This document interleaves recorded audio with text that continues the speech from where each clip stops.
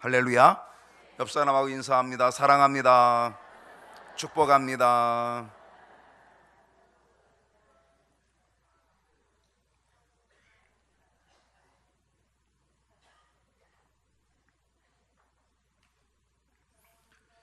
우리가 원하지 않는 일들이 우리에게는 얼마든지 일어나는데 그것을 우리는 불행이라고 얘기를 합니다.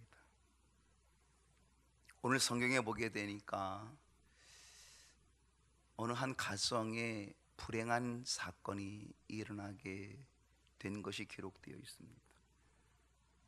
그것도 일반적인 가정이 아니고 하나님의 종의 가정, 선지자 생도의 가정에 큰 불행이 찾아오게 되었다는 것입니다.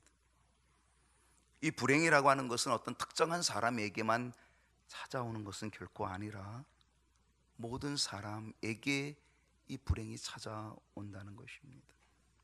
더더구나 선지자 생도의 가정에, 하나님의 종의 집에도 이 불행이 오게 되었다라고 하는 것입니다.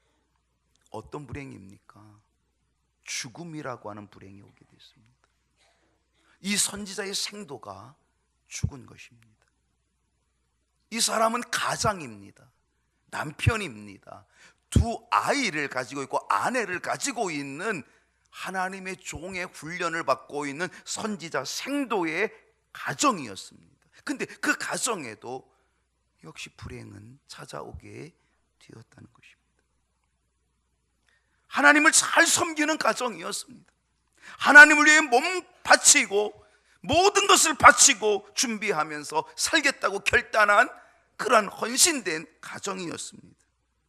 그런데 그 가정에 이러한 불행이 찾아왔고, 그리고 그 선지자의 생도 그 아버지가, 가장이 죽게 됐다는 것입니다. 무엇 때문에 죽었는지는 정확히 알 수 없습니다. 아마 질병으로 인해 죽었을 수도 있습니다. 아니면 큰 어떤 사고를 갑작스럽게 맞아서 그 사고로 인하여 죽을 수도 있었을 것입니다. 현대적으로 얘기한다면 암에 걸렸을 수도 있고요, 현대적으로 얘기한다라고 한다면 무슨 교통사고가 난다든지 비행기 사고가 난다든지 아니면 무슨 물에 들어가서 익사사고가 난다든지 아마 그러한 큰 사고가 났을런지도 모르겠습니다. 아무튼 죽음이라고 하는 불행이 그 가정에 오게 되었다는 것입니다. 왜 죽어야 했을까? 왜 그 가정에 이러한 일이 일어났을까? 그 이유는 아무도 모릅니다. 그 이유는 하나님만이 아십니다. 문제는 죽음이 왔다는 것입니다. 근데 그 선지자의 생도가 가장이 죽는 그 죽음의 불행, 그 이후에 또 다른 비참한 일이 그 가정에 생겨지게 됐습니다. 사실 이 선지자의 생도는 믿음의 사람 아니었겠습니까? 그러니까 그는 믿음으로 죽었겠지요. 계시록에 보면 주 안에서 죽는 자가 복되도다. 아마 그 선지자의 생도는 믿음으로 죽었기 때문에 천국에 갔을 것입니다. 그런데 그는 죽어서, 한번 죽는 것은 사람에게 정해진 것이기 때문에 그는 죽어서 천국에 갔다 할지라도 그의 죽음을 통하여서 그의 가정에는 가장이 없어진 거죠. 그 가정이 없어지니까 큰 불행이 그의 가정에 찾아오게 된 것입니다. 왜냐? 그 가정에 빚이 많았습니다. 많은 빚을 져서 빚쟁이가 찾아오게 되었는데 그 빚을 갚을 수가 없다는 겁니다. 그러니까 이 빚쟁이가 어떻게 하겠다는 겁니까? 그 빚을 못 갚으니 너의 두 아들을 내가 잡아가겠다는 겁니다. 노예로 잡아가겠다는 겁니다. 빚 대신에. 여러분, 남편이 죽은 것도 이건 참 큰일인데, 남편이 죽은 것도 원통한 일인데, 그런데 두 아들까지 노예로 뺏기게 되었으니 여러분, 이 아내의, 이 엄마의 마음을 여러분 한번 생각해 보십시오. 그것도 일반적인 가정이 아니고 하나님의 종의 가정, 선지자 생도의 가정에서 이런 일은 일어났으니요, 얼마나 하나님에 대한 원망이 심하겠습니까? 이스라엘 백성들이 하나님을 어떻게 원망합니까?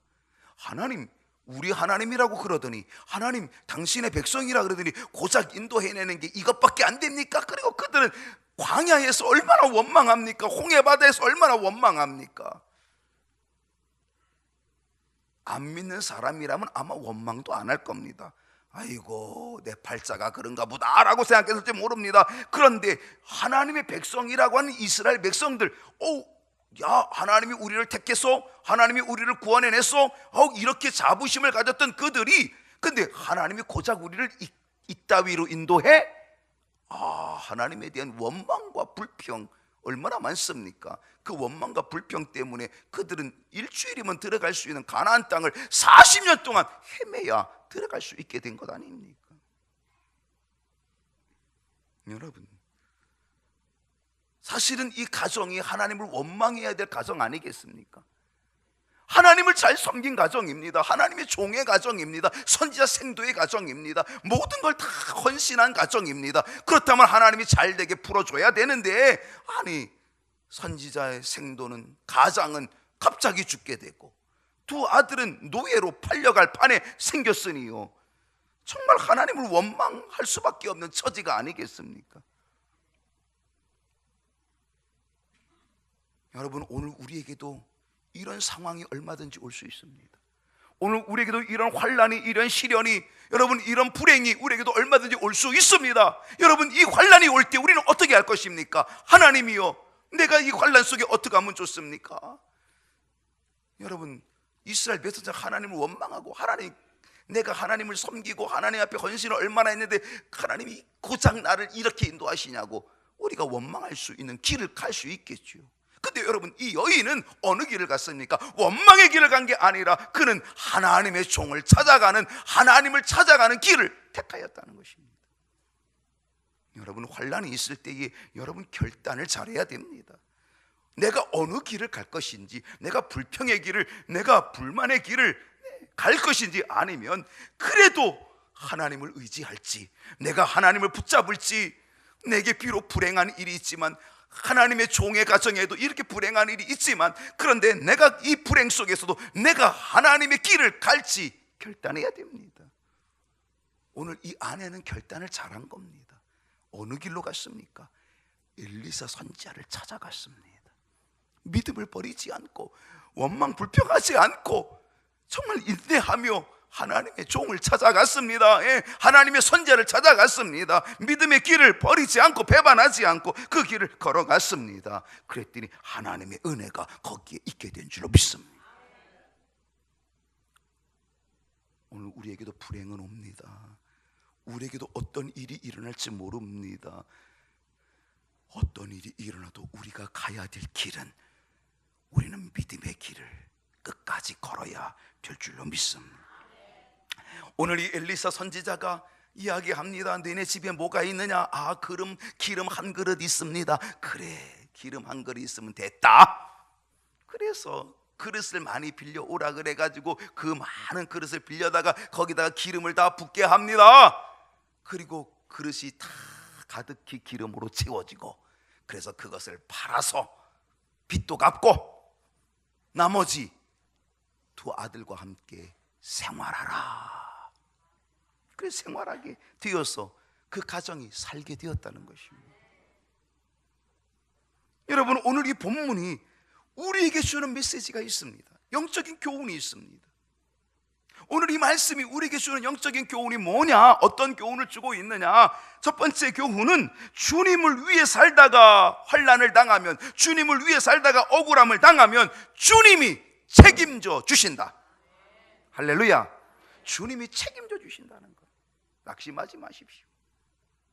정말 주를 위해 살다가 내가 고난을 당하면 주님이 책임져 주신다. 여러분, 이 선지자의 생도가 누군지, 그 가정이 왜 빚을 졌는지 이 성경은 상세히 말하고 있지 않지만, 성경학자들이 다 이거를 면밀히 검토해 보니까요, 오늘 1절에서 당신의 종 나의 남편이라 이 여인이 얘기하는 겁니다. 엘리사 선지자를 찾아와서 당신의 종, 그러니까 그 죽은 남편이 누구예요? 당신의 종, 엘리사의 종, 나의 남편, 그리고 여호와를 경외하는 줄을 당신이 아시는 바니이다. 그러니까 엘리사 선지자도 그 남편을 알고 있는 거예요. 왜? 선지자 생도니까 알고 있는 겁니다. 유대의 역사가인 요세푸스는 이 선지자의 생도를 누구라고 얘기하냐면 아합 왕의 국내 대신이었던 오바다라고 이야기를 합니다. 그리고 많은 성서학자들이 오바다라고 그렇게 주석을 달아 놓고 있습니다. 여러분, 이 오바다가 누굽니까? 오바다는 아합왕 시대에 국내 대신으로 활동하던 사람이었습니다. 여러분, 아합왕은 아시잖아요. 아합과 이세벨 아시잖아요. 아주 악랄하죠. 어느 정도로 악랄합니까? 예, 우상 숭배하는데 악랄하죠. 그래서 우상 숭배하고 바알과 아세라 우상 숭배하고, 그래서 엘리야 선지자하고 850대 1로 갈매산에서 불을 주시옵소서 결투를 벌였던 그 왕이 아합왕 아닙니까? 진짜 우상 숭배를 최고로 많이 했던 왕이 아합왕입니다. 거기다가 우상 숭배만 하는 게 아니라 하나님 여호와를 섬기는 하나님의 종들을 다 잡아다가 죽인 사람입니다. 그래서 이 아합 왕은 하나님의 종들을 있는 곳에 색출해내 가지고 하나님의 종들, 여호와의 종들을 다 잡아다가 죽이는 데 앞장섰던 이 아합 왕, 핍박의 아합 왕입니다. 근데 그 밑에 국내 대신으로 오바다가 있었는데, 이 오바다는 어떤 사람이냐? 바로 아합 왕은 하나님의 종들을 잡아 죽이는 그 일을 할 때에 이 오바다는 하나님의 종들을 숨겨주는 일을 했습니다. 그래서 50명씩 깊은 굴 속에다가 숨겨주고, 그리고 그 깊은 굴 속에다가 떡과 고기를 매일같이 공급해 주었던 사람이 바로 오바다입니다. 정말 귀한 일을 한 사람입니다. 어쩌면 지금 이 엘리사 선지자의 생도 가운데는 아마 그때 그 오바다가 공급한 그 떡과 고기를 먹고 그 굴 속에서 살아난 사람들도 아마 덜어는 있을런지도 모르겠습니다. 이 오바다는 정말 그 위기의 때에 하나님의 종들을 지켜준 사람, 하나님의 종들을 숨겨주고, 그리고 하나님의 종들에게 떡과 고기를 끊임없이 공급한 사람입니다. 주를 위해서 헌신한 사람입니다. 아마 그러다 보니까 그는 하나님의 종들을 50명씩 그걸 계속적으로 공급하다 보니 재산이 바닥이 났겠지요. 빚도 졌겠지요.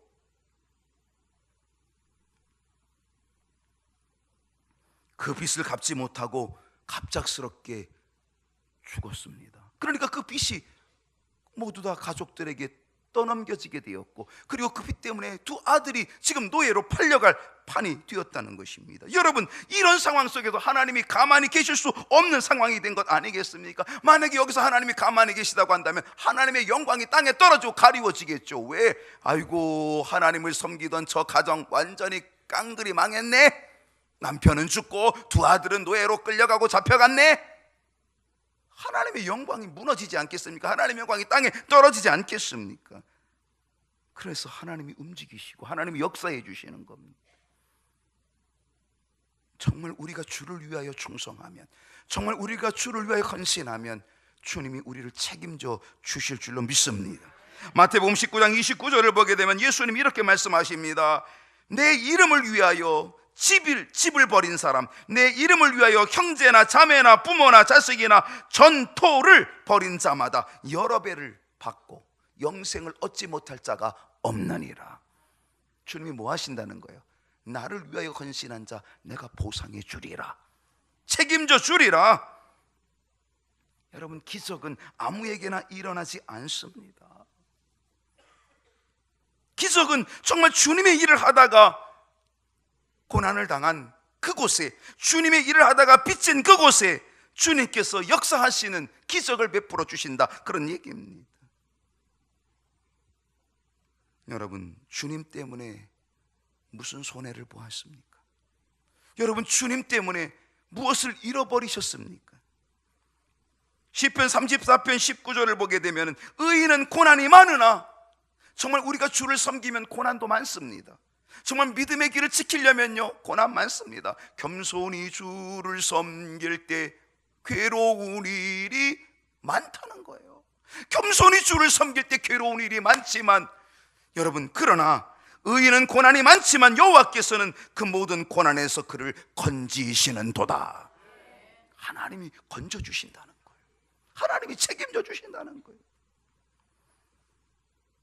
의롭게 살아가는 사람에게도 고난이 옵니까? 옵니다. 그러나 의롭게 살아갈 때 의인이 고난이 많지만 여호와께서는 그 모든 고난에서 환난에서 그를 건지시는도다.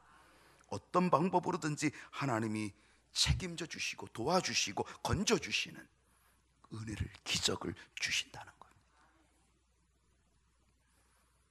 하나님 앞에 믿음으로 의롭게 사는 우리 모두가 될 수 있기를 축복합니다. 하나님이 보장해 주실 줄로 믿습니다. 어떤 교훈입니까?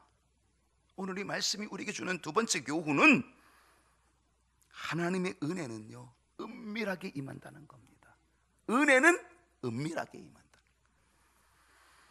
오늘 4절 말씀 보니까 너는 네 두 아들과 함께 들어가서 문을 닫고, 문을 어떻게 하고? 닫고, 문을 활짝 열고 하지 말고 문을 닫고 기름을 부으라. 그랬더니요, 정말 순종합니다. 5절에서 순종합니다. 두 아들과 함께 문을 닫은 후에 기름을 붓기 시작합니다. 그랬더니 하나님의 은혜와 기적의 역사가 막 나타납니다. 그 은밀한 중에 나타납니다. 여러분, 하나님의 은혜와 기적은요, 은밀하게 역사합니다.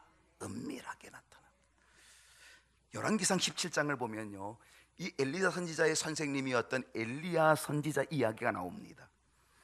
사렙다 과부의 아들 집에 사렙다 과부 집에 가서 대접을 받았던 이 엘리야. 근데 그 집에 아들이 이제 생겨지게 되는데 그 아들이 죽습니다. 그 죽은 아들을 살릴 때 어떻게 살려냅니까? 은밀히 살려냅니다. 가서 문을 닫고 그 안에 들어가서 그 아이 위에 엎드리고 따뜻하게 하고 이렇게 하면서 결국 그 아이가 살아나게 됩니다. 은밀한 가운데 살아납니다. 사도행전 9장 40절을 보게 되면 베드로가 죽은 다비다를 살려내는 기적을 행할 때에도요, 그 다락에 그 시체를 씻어 누워놨던 그 다비다, 그 시체, 그곳에 그 문을 닫고 은밀하게 들어가서 거기서 기적을 일으켜내는 것을 보게 됩니다. 마태복음 6장 6절을 보게 되면요, 주님께서 이렇게 말씀하십니다. 너는 기도할 때에 내 골방에 들어가 문을 닫고. 여러분, 기도는 골방에 들어가서 해야 되는 겁니까? 사람들이 보는 데서 하면 안 됩니까? 사람들이 많은 데서 하면 안 됩니까? 됩니다. 그러나 주님 뭐라고 말씀하십니까? 너는 기도할 때에 내 골방에 들어가 문을 닫고 은밀한 중에 계신 내 아버지께 기도하라. 은밀한 중에 보시는 내 아버지께서 갚으시리라. 여러분, 기도는 자랑이 아닙니다.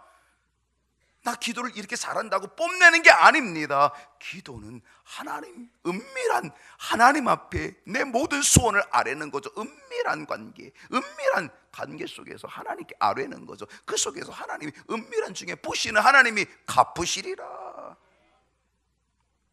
여러분, 왜 은밀하게 해야 합니까? 왜 은밀하게 해야 될 이유가 뭡니까? 마귀로 하여금 틈타지 못하게 하기 위해서입니다. 만약에 이걸 은밀하게 안 하고 공개적으로 하면요, 그 속에 분명히 마귀가 틈을 탑니다. 여러분, 요셉을 잘 알잖아요. 요셉이 꿈을 꿨습니다. 이 꿈이 무슨 꿈입니까? 개꿈입니까? 아닙니다. 이건 하나님이 주신 꿈입니다. 하나님이 요셉에게 꿈을 주셨습니다. 어마어마한 꿈을 주셨습니다. 막 형들의 볕단이 일어나서 막 절을 합니다. 막 해와 달과 열한 별이 자기를 향해서 막 절을 합니다. 여러분, 이게 보통 꿈입니까? 개꿈이 아니라는 거예요. 이거 하나님이 주신 꿈입니다. 놀라운 비전의 꿈입니다. 그런데요, 이 요셉이 하나님이 주신 이 꿈을 어떻게 합니까? 떠벌렸습니다. 가서 나발을 불었습니다. 막 떠들었습니다. 부모님한테 떠드는 건 괜찮습니다. 부모님이기 때문에 다 받아들이고 다 이해합니다. 그래, 뭐 우리들이 너한테 절하는 것도 괜찮다. 너만 잘 되면 되지. 부모님은 다 이해합니다. 그런데요, 형제들은 다릅니다. 여러분, 그거 떠벌렸더니 어떻게 됩니까? 저놈이 우리 형들을 무시해? 우리들을 무시해? 우리가 너한테 절을 한다고, 엎드린다고? 이놈 어떻게 되는지 보자, 그 꿈이 어떻게 되는지 보자, 저 꿈쟁이 그 꿈이 어떻게 되는지 우리가 보자. 그래가지고 막 시기가 일어나고요, 그게 뭐야, 미움이 일어나게 되고요. 왜 일어나는 겁니까? 그게 사탄이 역사한 겁니다. 사탄이 형들에게 역사하여서 시험거리가 되게 한 거죠. 그래서 은 20에 미디안 상인에게 팔아버리고 말았다는 거잖아요. 요셉은요, 꿈을 이야기했다가, 꿈을 공개했다가 결국은요 어마어마한 고통을 당하게 됩니다. 죽을 고생하게 됩니다. 그러면 꿈 얘기 안 하면은 요셉이 애굽에 못 가고 총리 대신이 못 되지 않습니까? 아닙니다.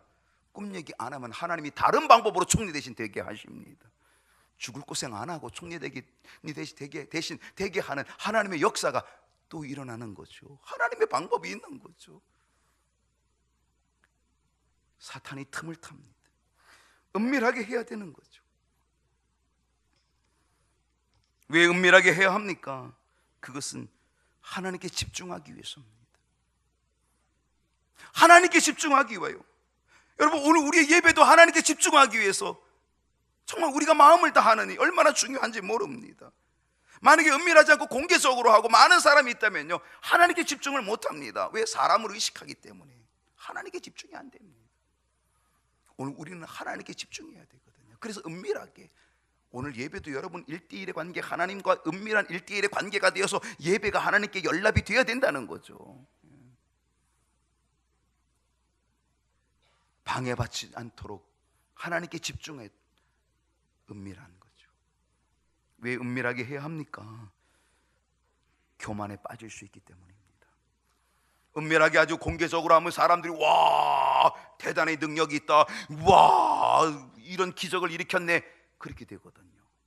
그러면 마치 내가 한 것처럼, 내가 능력이 있는 것처럼 교만해집니다. 자기를 자랑합니다.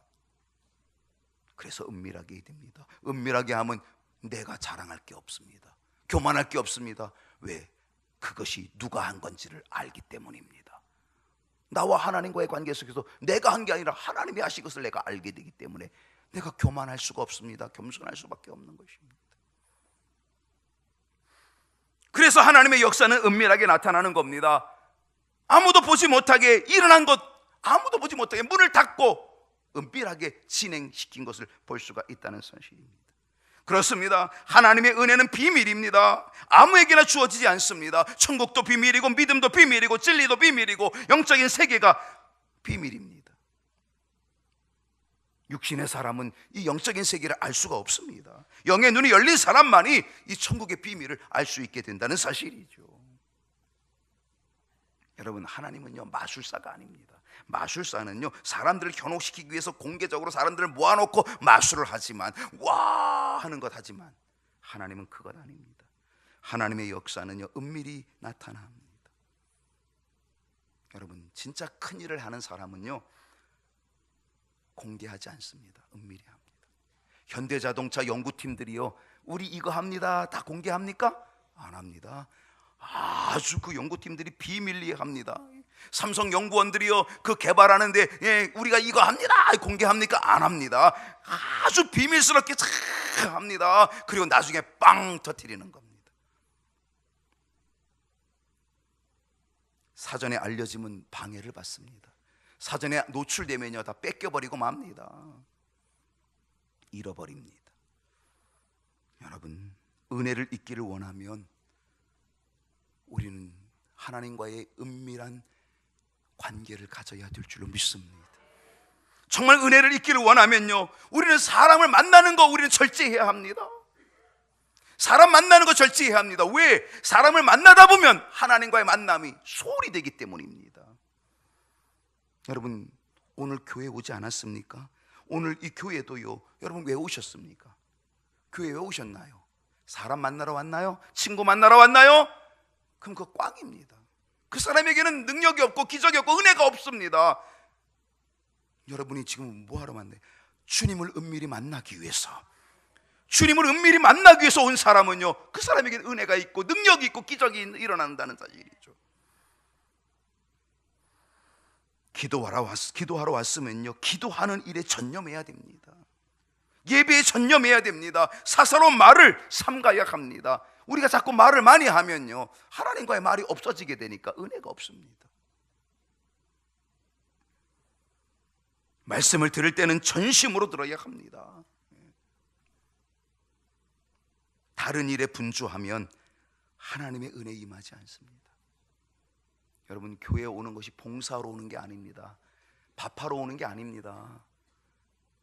그건 하나의 부서이지, 우리가 교회에 오는 목적은 밥하는 것이 목적이 아닙니다.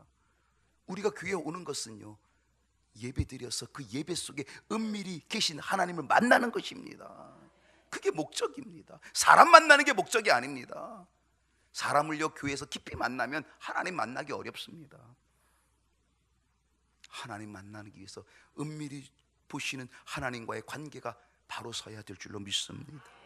다른 일에 분주하면 하나님의 은혜가 임할 수 없습니다. 여러분, 마리아하고 마르다 보십시오. 두 사람의 성향이 얼마나 다릅니까? 예수님이 그 집에 가면요, 마르다는요, 부엌부터 달려갑니다.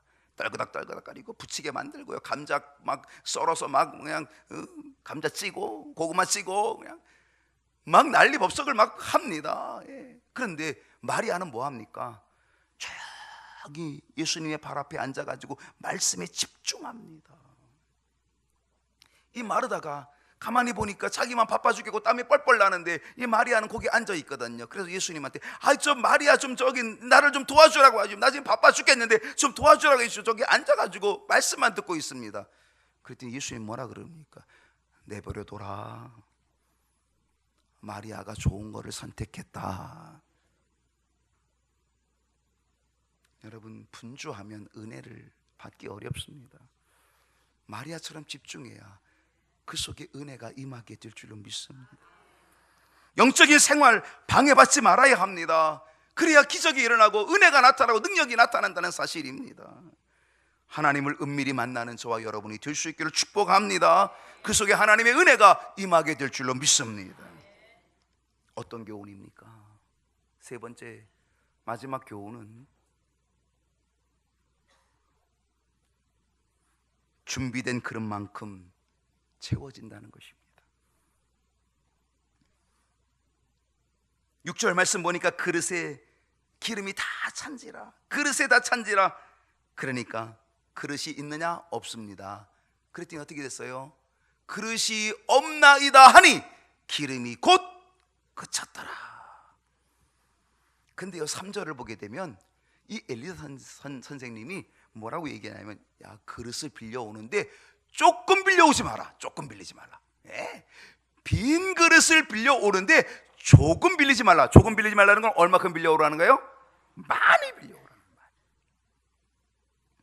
근데 아이고, 우리 집에는 한 그릇밖에 기름이 없는데, 아니 이거를 쏟아부면은 뭐 이 한 그릇에다 쏟아부면 땡인데 뭐 우리 집에 있는 그릇 갖고도 뭐 넉넉한데 어디 가서 뭘 빌려와? 에휴, 빌려오라 그러니까 뭐 한 2개나 빌려가야 되겠다. 그리고 2개나 빌려오면요, 그러면은 그 빚이 그대로 남아있는 거죠. 그럼 아들 팔려가고 마는 거죠.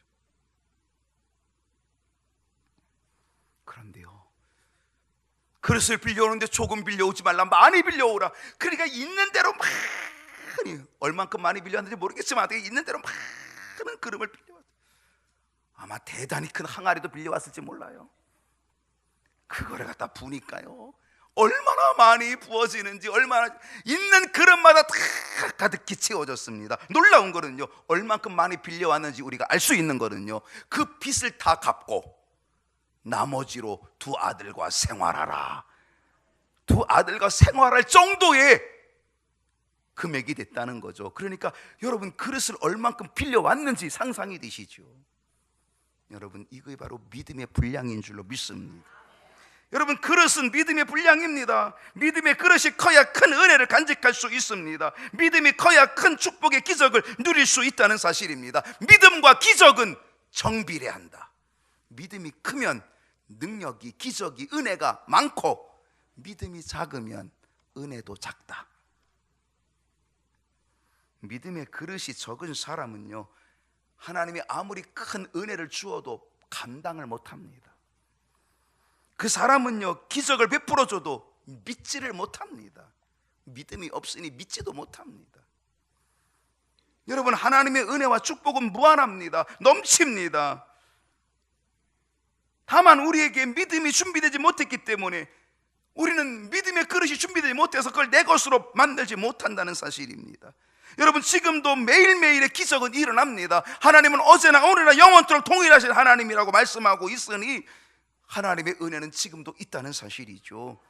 그렇다면 우리가 뭘 준비해야 됩니까? 그릇을 준비해야 될 줄로 믿습니다. 문제는 내게 믿음이 없는 것, 그릇이 준비되지 못한 것, 이것이 바로 문제라고 하는 것입니다. 여러분, 하나님께 뭔가를 구하기 전에 믿음의 그릇을 준비하십시오. 아무리 구해도 하나님이 주려고 하는데 그릇이 없으면 담을 수가 없습니다. 줄 수가 없습니다. 담을 그릇이 없는데 구하기만 하지 말고 받을 믿음의 그릇을 준비할 수 있기를 바랍니다.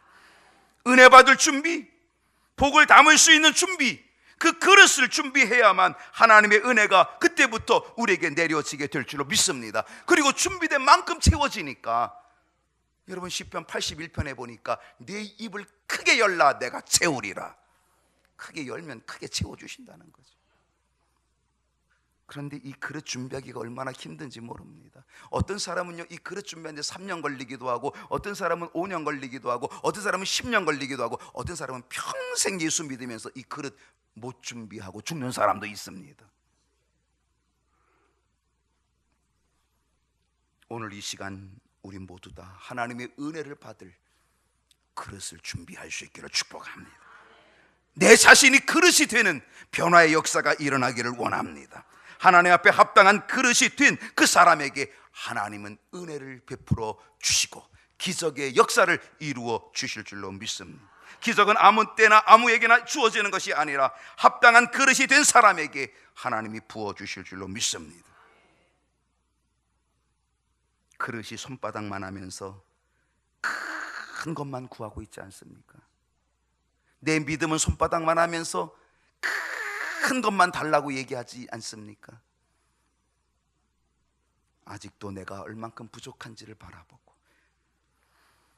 오늘 내 그릇을 하나님의 뜻에 합당한 믿음의 그릇으로 준비할 수 있고, 그래서 하나님께서 부어주시는 은혜가 가득하여서 풍성한 삶, 넉넉한 삶, 은혜의 삶, 기적의 삶을 함께 경험하는 저와 여러분이 될 수 있기를 축복합니다.